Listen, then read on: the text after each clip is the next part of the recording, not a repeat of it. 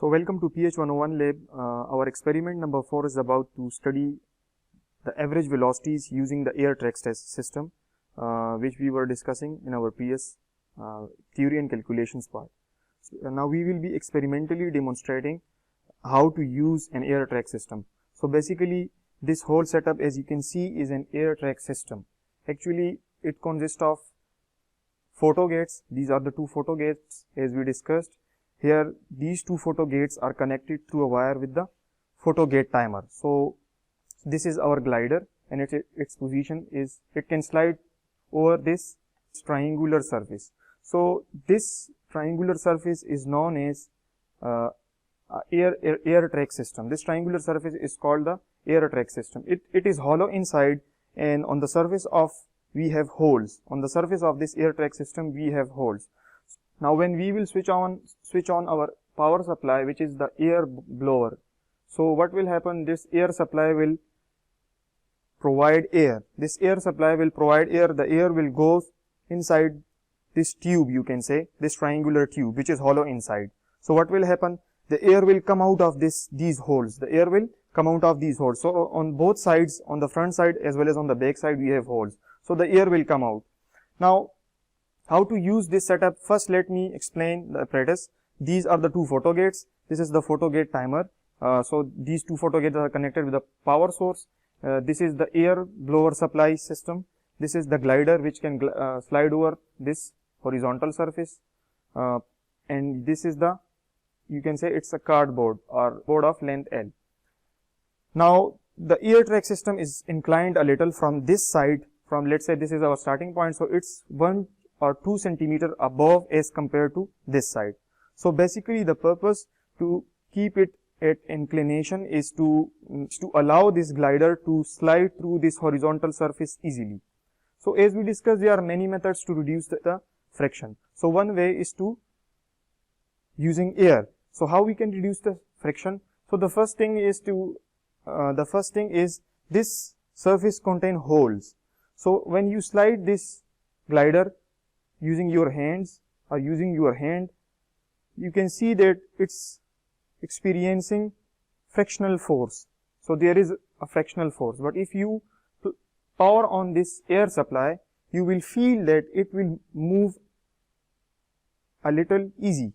It will move a little easy, or you can say its motion will be a little easy. This is actually how this glider moves. When the air will provide a force to this glider, and this force through these holes, the air will provide a force to this glider, and this glider will move. So when this glider moves, we know the function of the photo gates. Now when this glider will move between these two photo gates, we will record that time. Now the photo gates can work on many modes. The first one is the gate mode, the pulse mode, and the pendulum mode, but we will be using just the gate and the pulse mode. Now keep in mind that the initial position, so if you start your glider from here, you should always start your glider from this position for the rest of your trials when you are performing this experiment. So keep it at initial position. So you will always be starting your glider, so your glider position will always be from this position. Keep in mind. So let's say it's on 14.5 centimeter mark, which is our x naught, which we discussed. So this is our initial position. Now when I turn on this power supply, first let's say how to turn it on. Plug in the power source, turn on, let's say this is off, turn on the power supply. Now here we have a switch, so turn it on. So now the power supply is turned on. Now you can adjust the speed. Now it's at 1, its speed is now at 1. So it's not moving, you can see. So if I move this to 2, still it's not moving. So if I keep it at, let's say 3, so it will start moving, you can see. Now what I'm trying to say is, when you turn it on, if it's moving with speed of 3 on the power supply, as you can see, so the air is now coming out, and it's moving with a little, now it's moving a little easy, you can say. It's actually reducing this contact resistance between the surface of this and the glider surface. So the contact resistance is decreased using the So you can say the frictional force is reduced. So when I will keep this at 3, so the glider starts moving. So 3 is actually a force greater than its inertia. So that's why the glider will move between these two photo gates. Now the function of the photo gate is to, whenever the beam gets blocked, we have already discussed what is a photo gate and how it works. So when the beam gets blocked, the timer starts, and when the beam gets unblocked, the timer stops. What happens when the beam gets blocked? It is connected with the timer. So the timer starts. As it passes through this beam, the beam gets again unblocked and the timer stops. But actually, this is for when the system is when we are using this, when we are performing this experiment in the gate mode. So there is a switch. So this is actually the photo gate timer. As you can see, this is actually the photo gate timer. So you can turn this photo gate on using this switch. Now it's in the gate mode, and when you turn it to the pulse mode, now it's in the pulse mode. So what's the difference between the gate mode and the pulse mode? We have already discussed that in the gate mode, now if I block this photo gate, the light will turn on, which the beam is now blocked, and when the beam gets unblocked, the timer stops. You can see. So this is actually the gate mode. Let me repeat. You will press this reset button. Let's say this is our glider, and when the glider moves, now look at the timer. When you can see that the timer starts, and as the beam gets unblocked, you can see the timer stops. So actually this is the gate mode, when the system is in the gate mode. But in the pulse mode, the situation is different. So in the pulse mode, you can say that we need 2 photo gates. So actually in the pulse mode, 2 photo gates are required. Right? So you have to reset button. Now let's understand the pulse mode. So here we have the switch, move it to the pulse mode. You can see, as you can see, we have moved it to the pulse mode. Now let's understand the pulse mode. Now as you can see that we have now these 2 photo gates, and the system is now in pulse mode. You can see the system is in pulse mode. Now when I will turn on the power supply, now let's understand the process. Let's move this slider again to its initial position. Now when I release this glider, what will happen? When this glider moves through the first photo gate, the timer starts. When this glider moves through the first photo gate, the timer starts, and as it moves through the second photo gate, the timer stops. So actually it is the time between the 2 photo gates. When you are using your photo gate timer in the pulse mode, it is actually the time between these 2 photo gates when you are using your photo gate timer in the pulse mode. In the gate mode, the situation was different. Let me repeat, the situation was different. So what was in the gate mode? When I move this, let's say in the gate mode, what will happen? When I move this through the first photo gate, now let's move this to the gate mode, which we will be using in our last trial, which we will be discussing shortly. As it moves through the first photo gate, now the timer has started. As it leaves or it unblocks the beam, the infrared beam, the timer stops. So actually you can see that it's working for a single photo gate. But for this case, to measure the distance, or to measure the time interval between these 2 photo gates using this glider, we need to use this photo gate timer in the pulse mode. So this is actually the function of a photo gate timer. Now let's understand the procedure. Now we understand what are the photo gates and how to use this timer in the gate mode and in the pulse mode. Now to understand this system, you have to keep in mind the middle distance, the midpoint of this air track, which is 100. So it's 200 centimeter, its midpoint is 100. The initial position of this glider should be fixed. You will always start your glider from its initial position. Keep in mind. So the distance between these two photo gates, which we call the D, this is actually the D distance. So initially this photo gate is at a mark of 140. So the distance from 100 centimeter is 1, 2, 3, 4, and this photo gate is at 60. So again the distance is 1, 2, 3, 4. So these two photo gates are equidistant from this center, means this distance D by 2 is equal to this distance D by 2, and the distance between these two photo gates is D. So you can easily find this by subtracting 140. 140 minus 60 will give 80. So the distance between these two photo gates is 80 centimeter. Now we understand how the photo gates works. So when this glider will move through these photo gates, the time we will have to note the time interval as the glider moves between these two photo gates, and the photo gate timer will tell us the time, which will be a very short time. So the purpose of this experiment, keep in mind, you should know the purpose of this experiment. We will have to find a series of average velocities of this glider for a single trial, and then for the second, for the third. So these series of velocities can be used to deduce a relation for the instantaneous velocity. So for the instantaneous velocity, you can easily find out the instantaneous velocity using the average velocity versus this displacement curve or the distance curve. So we will actually plot the average velocity versus the distance between these two photo gates, and then we will get a plot.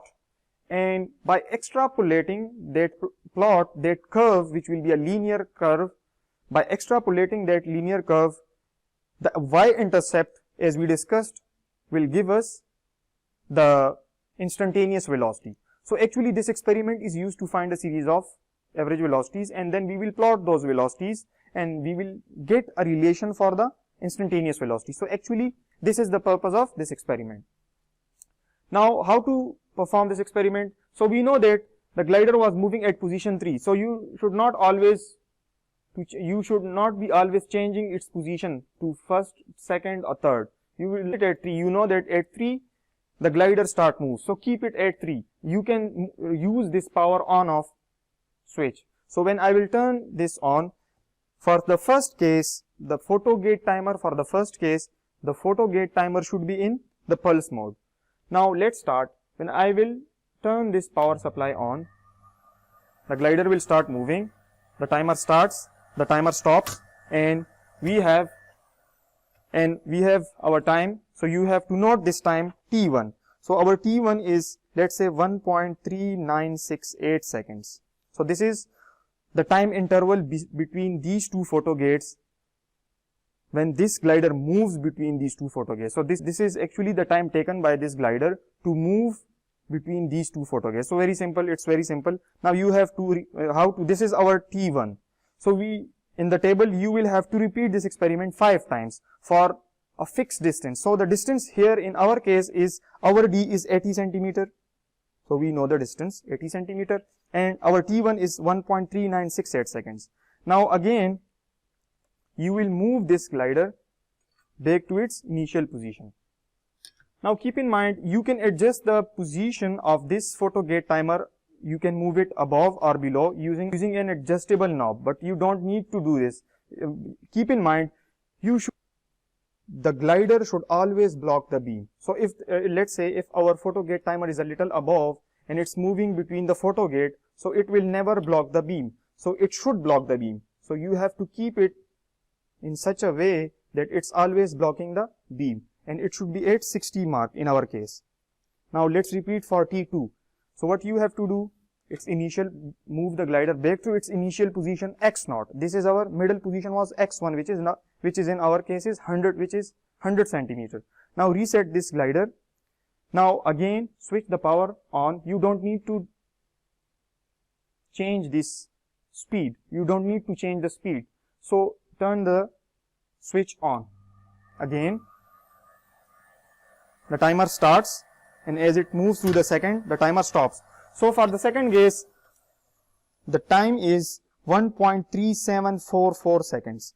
Now you have to repeat this experiment 5 times. So you will repeat this experiment, you will press this reset button T3, T4, T5.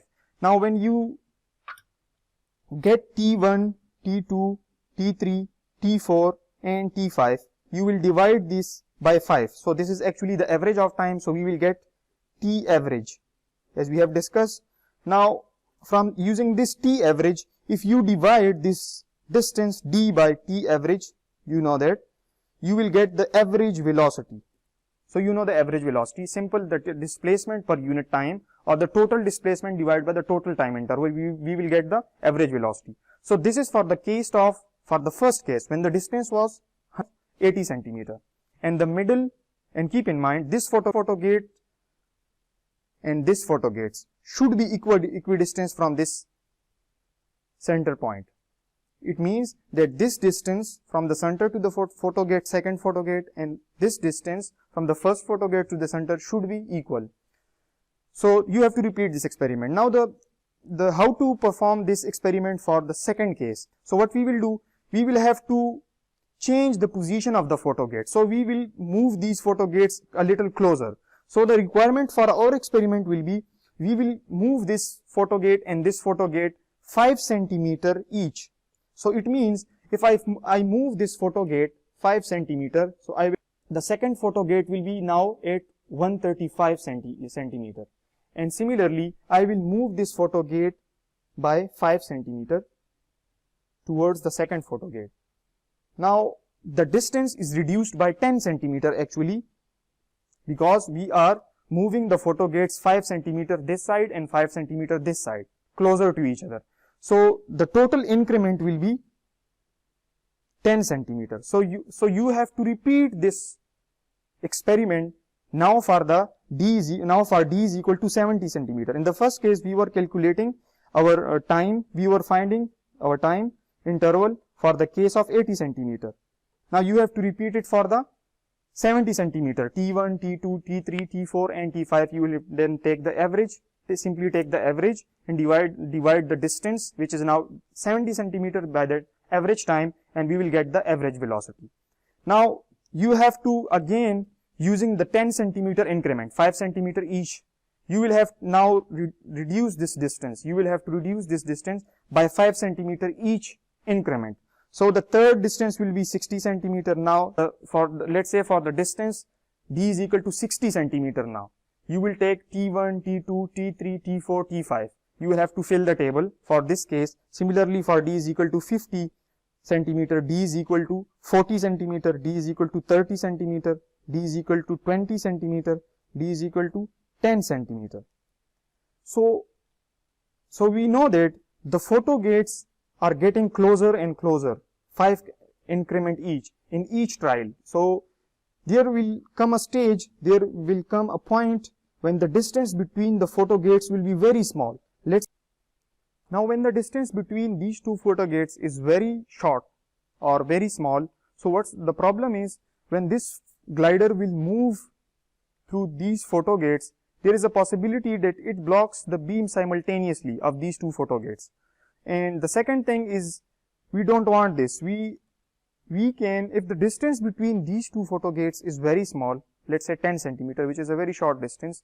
So actually, for instantaneous velocity calculation purpose, what we have to do, we will be using our photo gate timer in the gate mode. So we'll move the switch to the gate mode.